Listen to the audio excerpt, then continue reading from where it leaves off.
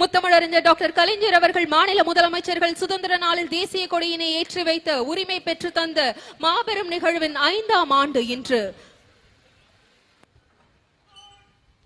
தற்போது அனைவரும் எழுந்து நிற்கும்படி அன்புடன் கேட்டுக்கொள்கிறோம். தற்போது மாண்புமிகு தமிழ்நாடு முதலமைச்சர் அவர்கள் தேசிய கொடியினை ஏற்றி வைத்து கொடி வணக்கம் செய்து சிறப்பிப்பார்கள். காவல்துறை கூட்டுக்குழல் இசைக்குழுவினரால் நாட்டுப்பணி இசைக்கப்படுகிறது.